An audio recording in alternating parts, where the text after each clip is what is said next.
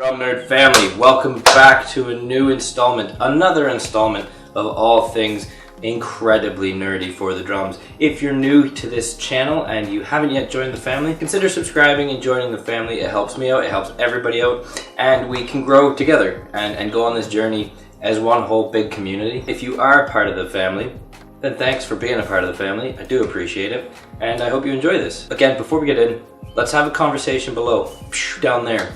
Do you agree with detuning snare drums? Do you not agree with it? Where does your kind of middle ground put you? Or you know, how do you get the sound that you might want from your snare, whether that's high or low? Let's have a conversation. But this one specifically, I wasn't going to film a video. I had just done some filming earlier. I've been working on my 4/3 polyrhythms. I've been doing some patafla-flas, which again, let me put it out there. I am so antsy to get back to England to be able to get behind the kit in the studio and actually bring some proper videos and cover songs and beat lessons. So I wasn't going to do anything. I was just working on stuff, and then YouTube gave me a recommended video, and it was this guy who had detuned the farthest 3 lugs on the snare closest to you, to your waist. And I thought, oh my god, this is really starting to bother me here. Oh god, I'm triggered. No, I'm not triggered, because I'm not that delicate. But it did get me thinking, and I thought, you know what, I think I should share my opinion, because maybe I can help save some people's snare drums down the road and at least get a conversation going. I don't want this to, you know, pass by and not have any way in on it. If you want a low sounding snare drum, buy a deeper snare drum. There's your first hint right there. Oh, I want to make a nice thuddy, like that damp, that fad kind of sound. It's just a fad, it's a passing fancy. But if you want that, go and buy a low sounding snare drum. You know, your 6.5s, your 7.5s, your 8" diameter or depth, sorry, I'm referring to. But if you're not going to do that, I wouldn't say detune the 3 lugs that could then potentially over time warp that drum shell, which is then when this fad has passed, then that's going to be a useless drum. It'll be a useless drum even if the fad continued indefinitely, because you've warped the shell, you've bunged it up, it's all out of kilter. It's just not necessary. But if you want a low sounding snare drum and you only have a 5.5 or a 5" snare, first of all, try and tune it at a lower setting so that you'll get a lower sound out of it anyways. Because if you start cranking them up, there's going to be that point where you choke the drum and all you hear is a ping, like a horrible ping, ping, ping. So yeah, you don't want that. Try and tune it lower. If that's not working, chuck a couple moon gels on it. If that's not working and you really just want that pillow thud sound, which isn't my bag, but it's some people's bag. You know what? You know what works? Look at this. There's a little dish towel. You lay that over the head. I've done it before in the studio and in a live gig setting when they've wanted it for the song. So you put that over the top, and it kills it right away. It perfectly dulls, dampens. It literally gets the same sound. And what you don't have to do in the process is detune 30% of your drum if you've got a 10 lug drum, and potentially then down the road ruin what could otherwise be a very expensive drum. If that's not working and you still want some of that head response, because that towel will be a little bit harder to get rolls and more finesse based things out of, you got your wallet. Slide that over the side, so half's on the head and the other half's hanging over the side. And if that's not enough, throw another wallet, grab a bandmate, grab somebody else, put that on there. If that's not enough, throw a moon gel. The point I'm making is you can always add more to those things and still then avoid having those little rattly lugs that are going to make noise anyways. You're trying to avoid ping, you're going to be hitting those rim shots, or even not, you'll still be hitting the drum and that's going to rattle those lugs, which are going to be picked up by the mic. So then you're avoiding a ping, but you're causing a rattle. So you have, let's cut your nose off to spite your face.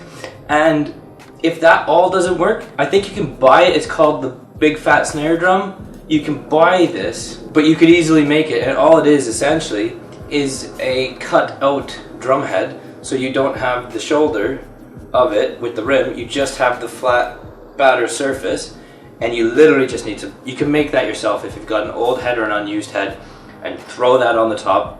It's basically like adding it is adding a second head. You could even just turn one upside down and put that on there. But again, lay that on there, and then you've got, what, 2 10mm ply heads, so you're looking at 20mm ply. You lay into that, that's going to kill a lot of the sound as well, because don't forget, the drum head is, again, like a ripple, like a pond with a rock getting thrown in it, and it moves up and down and up and down and up and down until the stick comes back. So if there's something on top of that, it doesn't get the same amount of movability and fluidity with it, so you will greatly lower, dampen, thudden that sound. And you don't have to sacrifice the integrity of your drum by detuning 3 lugs. I can't imagine a more silly thing to do, and I know there's going to be people that disagree, and that's fine.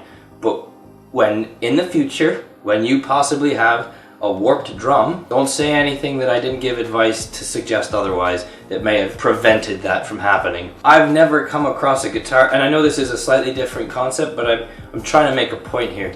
I've never come across a guitarist who kind of says, well, I want some of my lower end frequency strings, I want them to be a little bit more mellowed and a little bit more thuddy and dull. You know what I'll do is I'll detune all those, but I'll keep the rest of the strings tuned up nicely, and that way I'll get, come on, who are you having on?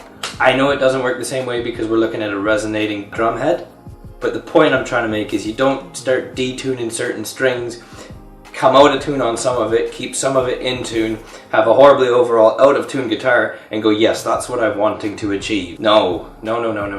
So again, my point, again, you know I'm very puritanical. You can thudden out a snare drum by lowering the tuning of it, by putting a tea towel over the top of it, by putting a drum head cutout over it, by putting your wallet on it, by putting some moon gels. There's so many additional dampening tools to get the same sound, and you don't have to sacrifice the physical integrity of your drum by having 70% of it tuned really quite high and all of those other lugs disengaged and rattling around.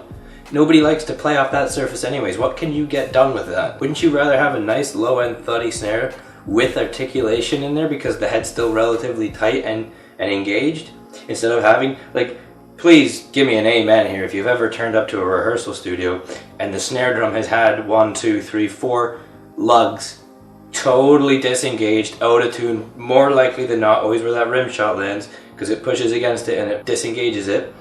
How many of you have sat down and gone, oh, that sounds amazing, I love the sound of that drum, and it's super responsive?